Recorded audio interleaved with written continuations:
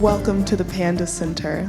I'm Mallory, and today we're going to be having a very special story time in collaboration with Lifeline. I'd like to introduce Laura, who's here with us from Lifeline. She will be giving us a little information about the celebration and family traditions of Rosh Hashanah. Thank you. Thank you so much. It's so wonderful to be here. I'm so glad you've all joined me today.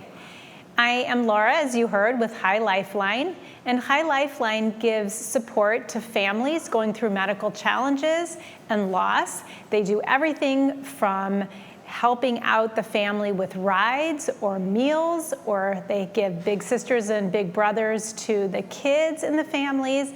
They also help out with medical advocacy and things like that. It's a great organization. So this morning we're going to read some books about Rosh Hashanah. Now you might have heard it as Rosh Hashanah. So what's the difference? Really, the difference is the way the people pronounce the Hebrew word in English versus in Hebrew. In English, many people say Rosh Hashanah, but really in Hebrew it's pronounced Rosh Hashanah. Rosh Hashanah means head of the year. This is the Jewish New Year. What is Rosh Hashanah all about? Well, families gather and they celebrate. People who are Jewish go to synagogue. They basically have a time where they are grateful for every blessing that they have in their lives. And then after Rosh Hashanah, they realize that they need to say that they're sorry to the people that they might have hurt over the course of the year. And they also need to be able to forgive people who may have hurt them. So it's a very important time, and I think it's something that we can all learn from, is being grateful for what we have, being sorry for those people we've hurt, and giving forgiveness to people who may have hurt us. So on that note, I would like to read two books to you. Feel free after I read the books to call in if you have any questions about the holiday or anything that we read, okay? Here goes. Is it Rosh Hashanah yet?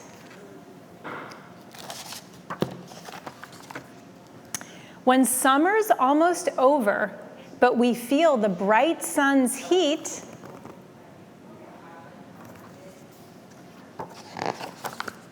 and the garden still has veggies that our family loves to eat, Rosh Hashanah is on its way. When we take a Sunday car ride to the orchard that's nearby and pick fruit for Daddy's applesauce and more to bake a pie, it's Rosh Hashanah coming. When Mom buys pomegranates, a fruit I've never tried, and we hope to do a mitzvah for each of the seeds inside, Rosh Hashanah is on its way. When we cut out paper apples, all yellow, red, and green, and make cards for all our family, the best they've ever seen, Rosh Hashanah is on its way. When Nana comes to visit and brings honey, sticky sweet, to eat with crunchy apples for our favorite New Year treat, Rosh Hashanah is on its way.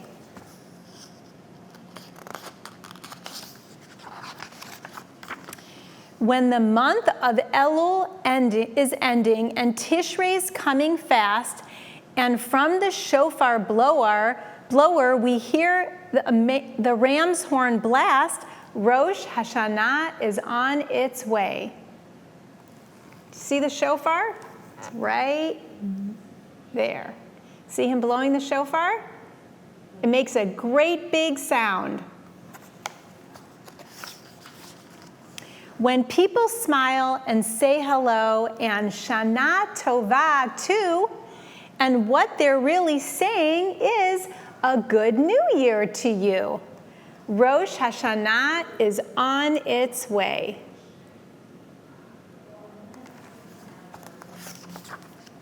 When so many people visit that there's no place left to sit.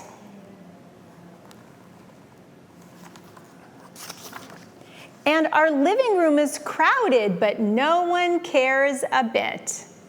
Rosh Hashanah is on its way.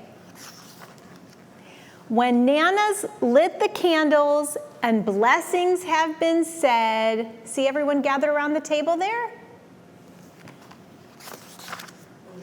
And Mom calls, let's eat this brisket before it's time for bed. Rosh Hashanah is here. You can see the family gathering in the dining room right over here.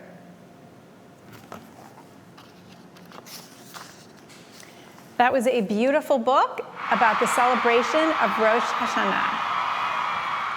Okay, we have one more. And remember, when I'm done, if you have any questions, please call in. I would love to hear from you. This is called Sammy Spider's First Rosh Hashanah.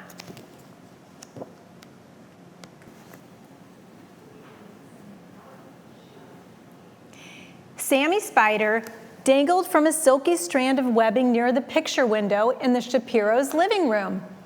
Look, Mother, he said, pointing with one leg. Here comes the mail carrier with more cards for the Shapiros. Why has she been delivering so many cards?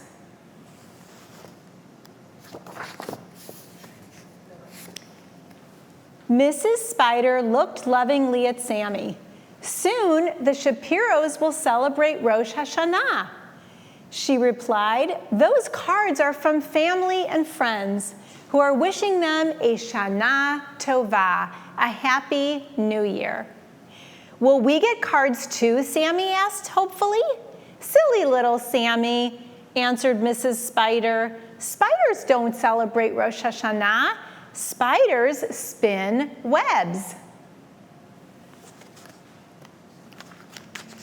Which reminds me, our web is getting a little crowded.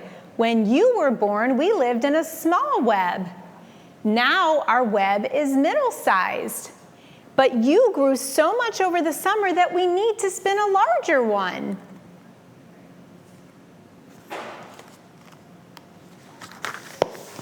Sammy wasn't paying much attention. He was hanging above the shelf watching Mr. Shapiro display the new cards.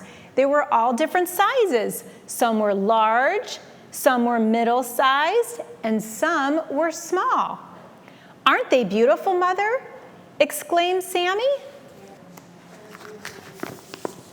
But before Mrs. Spider could answer, Sammy scurried across the ceiling into the Shapiro's kitchen. Mrs. Shapiro and Josh were kneading dough and shaping it into circles. What are they doing now? He called to his mother. They're making round challahs for Rosh Hashanah, she answered. Mrs. Shapiro is making a large challah for the family, a middle-sized challah for the neighbors, and Josh is making a small one for himself. Can we make challah too, Sammy asked. Silly little Sammy, laughed his mother. Spiders don't need dough. Spiders spin webs.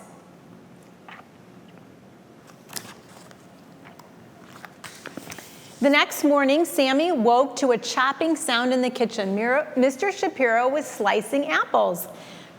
Big red ones, middle-sized yellow ones, and small green ones.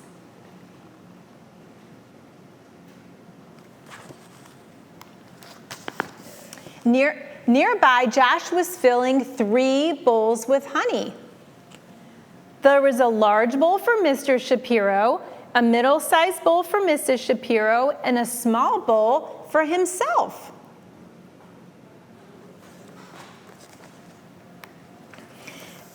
Mrs. Spider came over to Sammy. Rosh Hashanah begins tonight, she explained. At dinner, the Shapiros will dip apples into honey for a sweet new year. Can we dip apples too? Asked Sammy. Silly little Sammy, replied Mrs. Spider. Spiders don't dip apples. Spiders spin webs.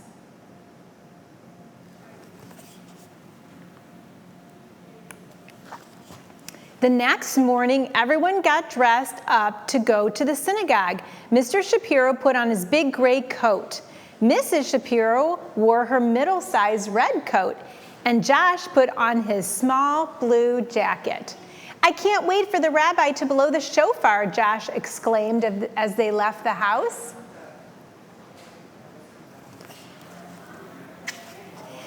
Josh and his family are going to services, Mrs. Spider whispered to Sammy. The rabbi will blow the shofar to welcome the new year. Can we go too? Asked Sammy. Silly little Sammy, answered Mrs. Spider, shaking her head. Spiders don't go to synagogue. Spiders spin webs. Help me come spin our new, larger web.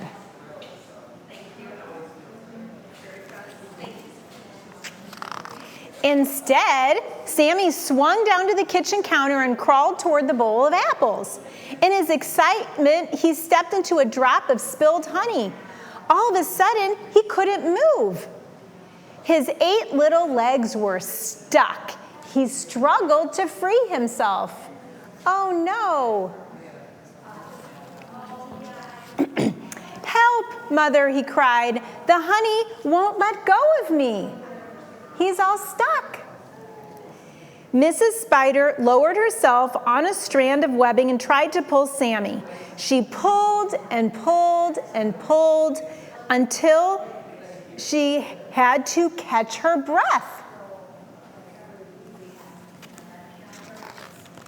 Sammy began to cry. As he bent his face to wipe away the tears, a drop of honey got into his mouth. It tasted sweet. Sammy took a little swallow, then a middle-sized swallow, and soon he was taking great big swallows of honey. Before he knew it, he wasn't stuck anymore.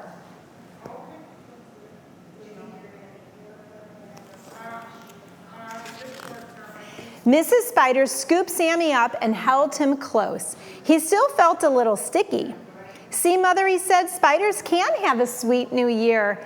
All you have to do is dip me in honey. Mrs. Spider hugged Sammy closer. The Shapiros can celebrate a sweet new year, she laughed, but I'm just happy to have a sweet you near.